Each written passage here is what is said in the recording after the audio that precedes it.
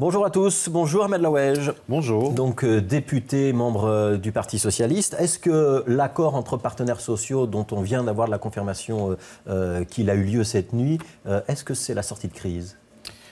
Oui, la discussion portait sur quelques points en particulier. Ça n'épuise pas le contentieux social qui existe aujourd'hui, malheureusement, entre le banc patronal et le banc syndical. Un contentieux nourri par l'incurie du gouvernement fédéral qui décide de passer en force sur toute une série de sujets qui fâchent, à juste titre, les syndicats.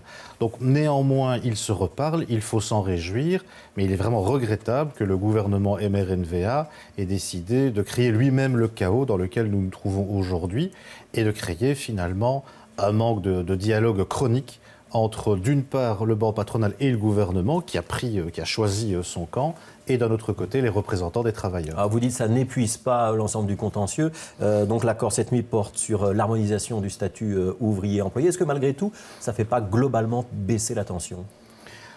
En tout cas, j'observe que du côté des représentants des travailleurs, il y a une disposition d'esprit à vouloir avancer sur le terrain du dialogue social. Donc pas d'action pendant un mois pour permettre la concertation. Voilà, et je trouve qu'ils font preuve là d'un grand sens des responsabilités. Ce que je déplore, c'est que sur des sujets très importants, comme l'âge légal de la retraite repoussé à 67 ans, comme évidemment le Sodadex, comme aussi le créditant, Charles Michel a d'ores et déjà annoncé qu'il ne souhaitait pas changer son fusil d'épaule, que sur ces points-là, il n'y avait pas de discussion possible. Donc malheureusement, les signaux qui viennent du gouvernement, malgré ce qu'il raconte, sont plutôt négatifs. Donc j'espère que nous allons encore avoir des débats au Parlement aujourd'hui et demain. J'espère que d'ici là, le gouvernement va enfin comprendre qu'il a créé lui-même une situation de chaos social et qu'il est grand temps aujourd'hui de recréer un espace de dialogue entre les syndicats et les représentants des patrons. Est-ce que vous êtes pas un petit peu alarmiste, Ahmed Laouej, puisque s'il y a le dialogue social qui reprend entre patrons et syndicats et qu'on se met effectivement à discuter dans le courant du mois de janvier, le Parti Socialiste va se retrouver un petit peu tout seul à protester ? Le Parti Socialiste, ce qu'il veut, lui, c'est la paix sociale et la cohésion sociale. Ce qu'il veut, c'est que les travailleurs soient respectés dans leurs droits. Donc s'il y a des négociations entre le patronat et les syndicats, avec le gouvernement en arbitre, c'est une bonne chose.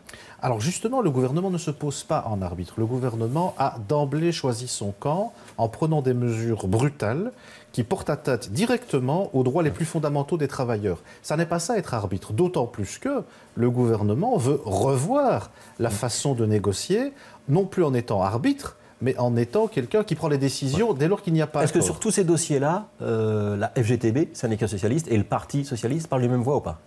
Mais la FGTB a son autonomie. Il est quand même assez fou de croire que la FGTB est aux ordres du Parti socialiste.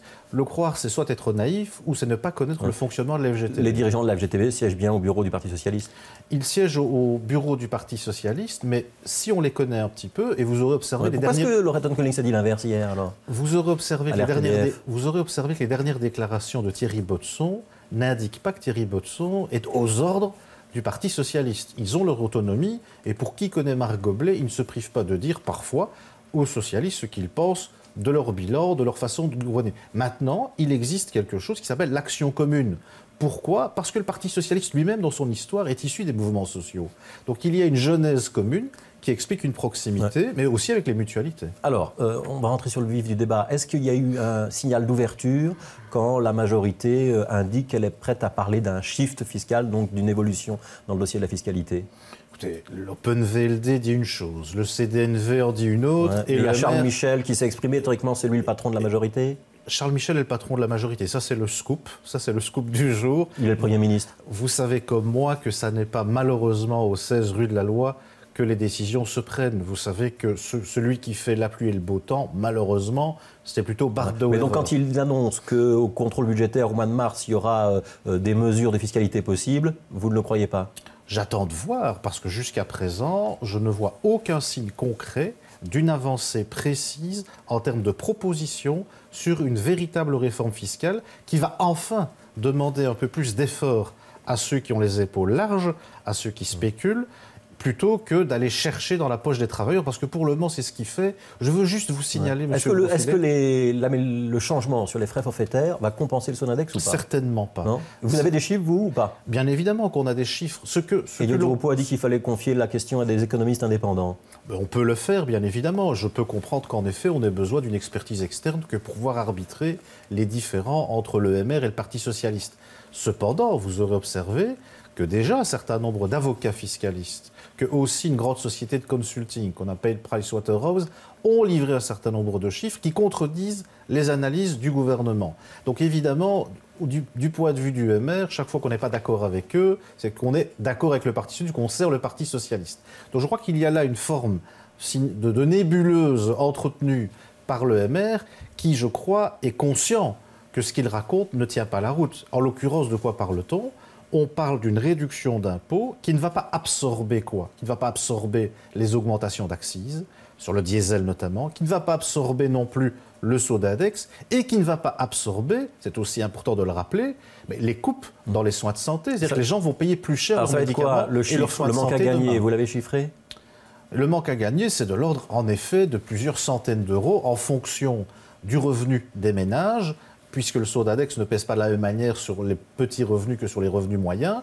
Et par ailleurs, évidemment, les accises sur le diesel dépendent de l'usage que vous faites de votre véhicule. Mais ça concerne par exemple tous nos concitoyens qui sont obligés d'utiliser leur véhicule. Et en Belgique, 6 personnes sur 10 roulent au diesel pour aller chercher leurs enfants, pour aller travailler, pour aller faire leurs courses. Est-ce que le débat est clos, Ahmed Laoueche? Puisqu'il y a eu 22 heures de débat cette nuit à la Chambre. Il y aura le vote du budget probablement en fin de journée. Demain, le vote de la programme. Ça veut dire que le PS a perdu la partie?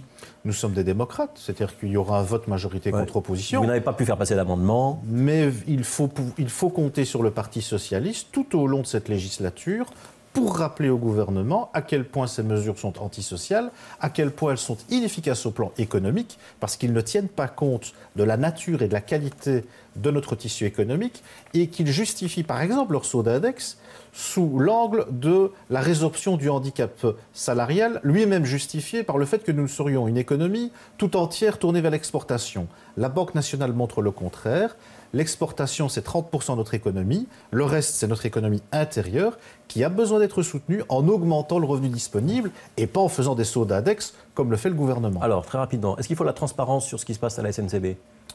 Il faut de la transparence partout. Cela étant, on voit bien ici la manœuvre de Mme Galland. Jacqueline Galland dit qu'elle va faire la vérité, que ça va faire mal. Alors, elle est incapable de pouvoir assumer le fait qu'il y aura 2 milliards, du fait du gouvernement MRNVA, 2 milliards d'économies, ce qui évidemment va engendrer des sacrifices énormes en termes d'offres de services, en termes de lignes disponibles, en termes de formation de personnel et de recrutement. Quand elle dit qu'il n'existe pas l'inventaire des gares, qu'il y a des filiales qui ne sont pas très bien contrôlées... C'est de la diversion et ça, elle est là depuis 2 mois. Elle nous a montré à quel point elle ne maîtrisait pas ces dossiers. Elle ne les maîtrise visiblement toujours pas. Et donc aujourd'hui, qu'est-ce qu'elle fait? Une diversion pour qu'on ne s'occupe pas des vrais problèmes. Et les vrais problèmes, c'est quoi? C'est d'ailleurs pointé aussi par les organisations de travailleurs. Les vrais problèmes, c'est évidemment les coupes sombres, pointées par la Cour des comptes aussi, au niveau de la SNCB. 2 milliards sur 5 ans, c'est énorme et ça va être insupportable. Il nous reste 1 minute. Est-ce que le PS fait du débauchage? Certainement pas. Je vous parle de Zahour Mansour, député régional bruxellois, qui quitte donc le mouvement réformateur pour le PS. C'est lui qui vous a contacté ou c'est l'inverse? Mais M. Mansour a eu une réflexion qui ne date pas d'aujourd'hui, qui date depuis en fait la formation de ce gouvernement, cette alliance MRNVA. Est-ce qu'on peut être libéral en septembre et socialiste en décembre? Mais à partir du moment où vous vous engagez sur un programme qui ne prévoit pas de Sodadex, un programme qui ne prévoit pas de repousser l'âge légal de la retraite à 67 ans, un programme qui ne prévoit pas des coupes sombres gigantesques dans les soins de santé, qui va précariser la population, à partir du moment où aussi vous vous engagez dans un programme qui ne dit pas que le MR va à un moment donné s'allier avec des gens qui tiennent des propos racistes, eh bien je peux comprendre qu'à un certain moment, on revoit sa position, qu'on se sente mal à l'aise, qu'on a envie de regarder ses électeurs dans les yeux et qu'on décide dès lors de réorienter ses choix politiques. Vous l'accueillez à bras ouverts? Ça vous permet de passer de 21 à 22 députés à la région? On l'accueille avec respect parce que nous respectons tous les gens qui s'inscrivent dans une démarche de dignité et de lucidité. Est-ce il habite Molenbeek, est-ce qu'il sera candidat aux prochaines élections communales ou aux prochaines élections régionales? Ça nous remet en 2018, il faut lui poser la question de savoir comment comment il voit son vice-président de la avenir Fédération politique. bruxelloise du PS. Il faut voir comment d'abord lui voit son avenir politique. Il est clair pas une petite idée. il est clair en tout cas que nous serons à ses côtés et que nous l'accueillons avec beaucoup de cordialité et de fraternité. Et vous, aux prochaines élections communales?